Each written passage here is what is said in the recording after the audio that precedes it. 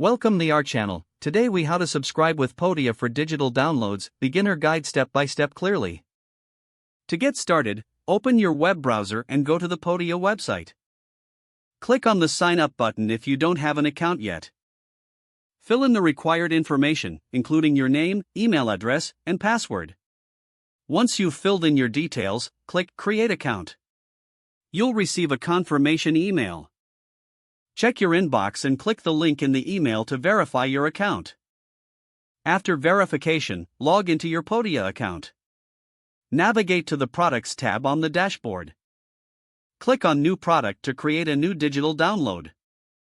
Choose Digital Download from the product options presented. Fill in the product title and description to attract buyers. Upload your digital file by clicking on Upload File. Select the file from your device and ensure it's the right version. Set the price for your download in the pricing section. You can also customize the checkout page according to your branding. Save your progress and publish the product by clicking on the Publish button. Next, navigate to the Settings tab to configure subscription settings. Here, you can set the payment options and billing cycles. Add a subscription plan if you want to offer recurring payments. Once completed, save your settings. Now, return to your product page to copy the shareable link. This link will direct users to your digital download page. Make sure to monitor your analytics in Podia to track downloads and subscriptions. Happy selling!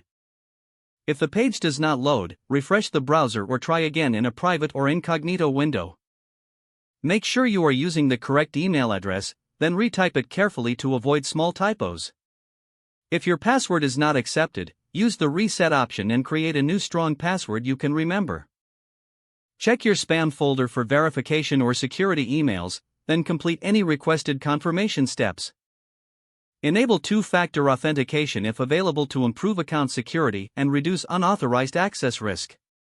After signing in, review your profile details so your contact information and settings are accurate and current. Don't forget to like this video and subscribe to our channel for more step-by-step tech guides.